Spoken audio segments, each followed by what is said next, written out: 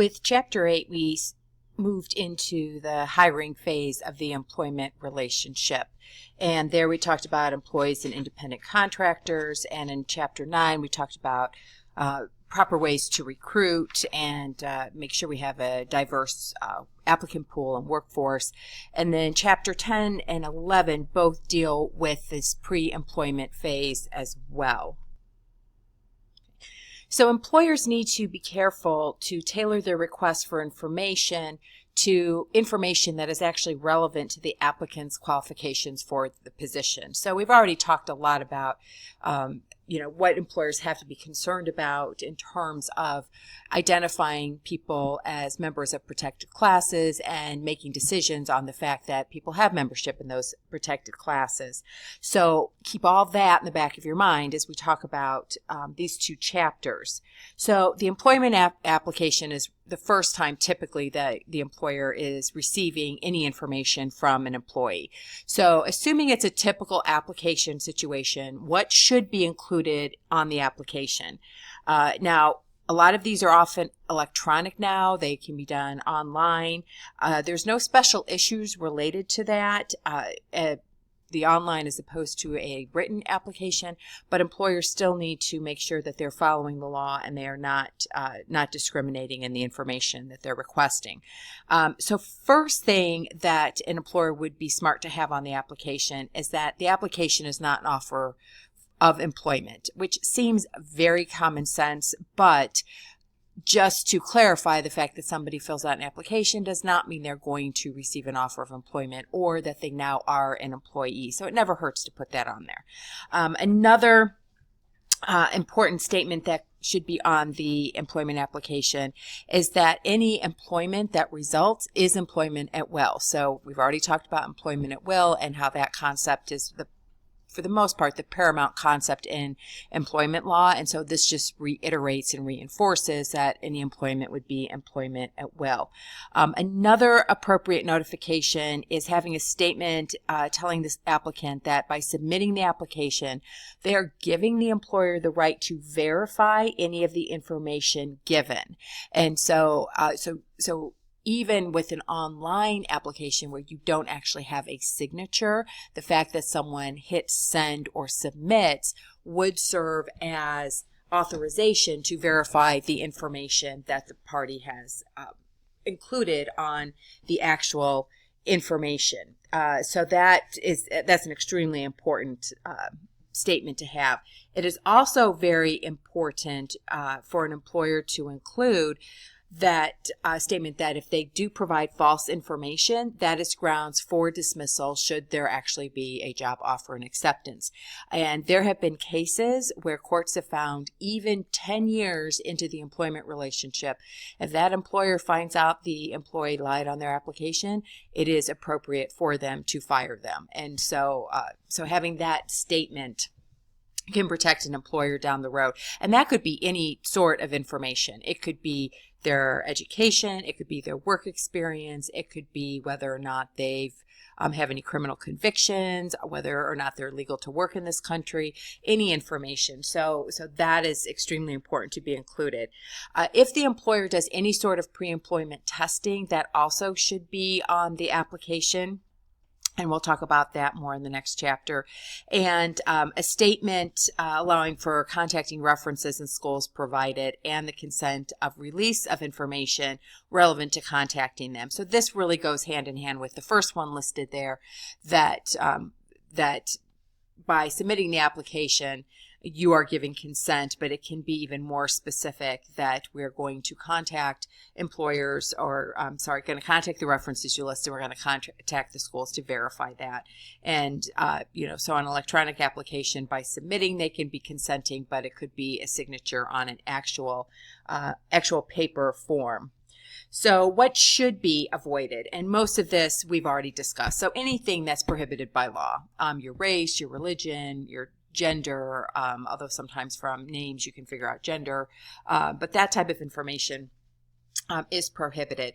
Keep in mind, asking for a birth date is not prohibited by law, but the employer by law cannot discriminate against somebody based on their age if that person is 40 and older. So employers have to be very careful with that one.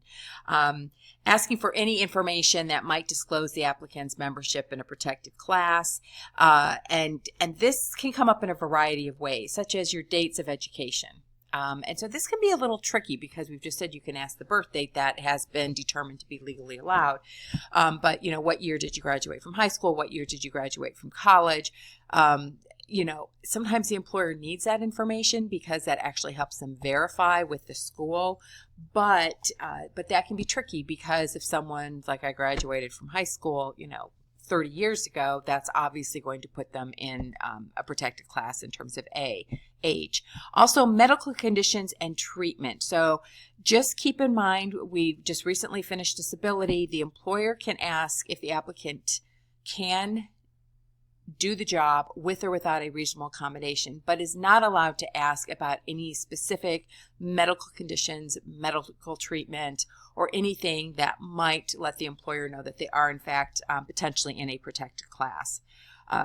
Also, asking for citizenship information is not what the employer should be asking. There are laws that protect people from those types of questions, but the employer can ask the applicant if they are legally able to work in the country. And then if they are hired, they obviously need to provide appropriate documentation. But at this early stage, they should only be asking, are you legally able to work in this country?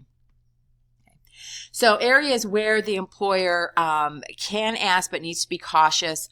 One, we just talked about the birth date. So any information that would tell how old somebody is, although quite honestly, you don't have to ask for dates. A lot of times that just, people can figure that out. But again, employers shouldn't use that making the employment decision.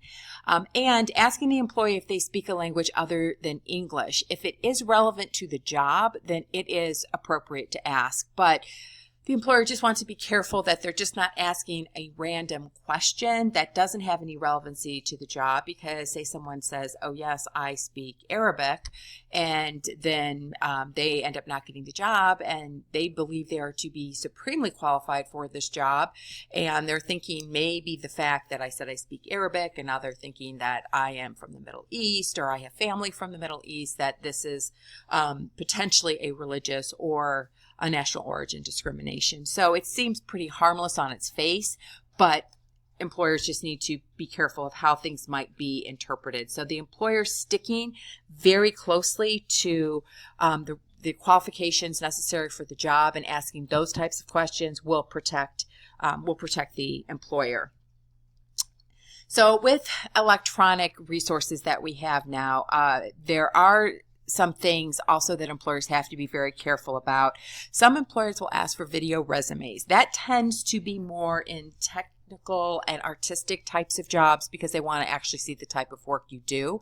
So they want that information in front of them so they can see a sample of the work.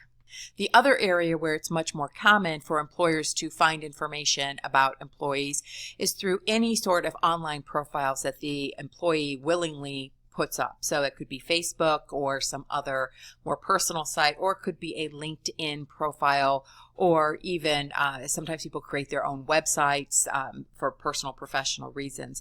Obviously, to a certain extent, especially if there's photographs and activities and history, that will disclose membership in protected groups. So, an employer doing their due diligence is, of course, going to look into those things and see what is out there about an applicant, or just do an internet search. It doesn't even have to be specific to those sites. So employers are going to do that. The employer just has to be very cautious that if they learn information about an applicant's protected class, they are not making decisions based on that. And also keep in mind that individuals can willingly disclose any of this information online in an interview. There is no law prohibiting the disclosure of it by the applicant voluntarily. It just becomes a question sometimes if the employer requires it, or did the employer use that information in a way in violation of the law in making an employment decision. So that's where employers really want to be very cautious. I know here, for instance, when we are when we volunteer for search committees for new hires, we are instructed not to go on the internet and look at anything because they want HR to be the party that does all that. They don't want individuals to go out and find information. Some of it might be unreliable, but especially they're concerned about people using that information improperly. And so it is a concern. And there's the whole other side of it. What should applicants be putting out there? But that goes beyond the scope of this course. But employers need to just be very cautious. Next question is references. So this is completely appropriate for employers to ask for references. The problem with the reference situation now is that it's becoming much more commonplace for employers to only provide basic reference information. There are a lot of employers out there that you can list them as a reference, but the only thing they will confirm is that the employee actually worked for the employer. They will not give any additional information, which is within their right, but it certainly makes it more difficult for the hiring employer to have good information upon which to base their hiring decisions. The reason for this is employers are more concerned now about defamation claims. If somebody calls me and asks for a reference and I'm like, don't hire them, they were awful and they did all these terrible things, and that employer tells the applicant what I said, that now that applicant's going to come back and file a defamation claim against me. Now, truth is a defense, so that may be completely accurate, but if I'm the employer, it still takes my time and resources to have to deal with that claim. So there are some issues there. It is still completely appropriate and really proper for employers to ask for references, but it may be more difficult to get some really good, solid information. Okay. So employment offers and contracts. So we talked about contracts earlier in the semester. So I first want to focus on offer letters.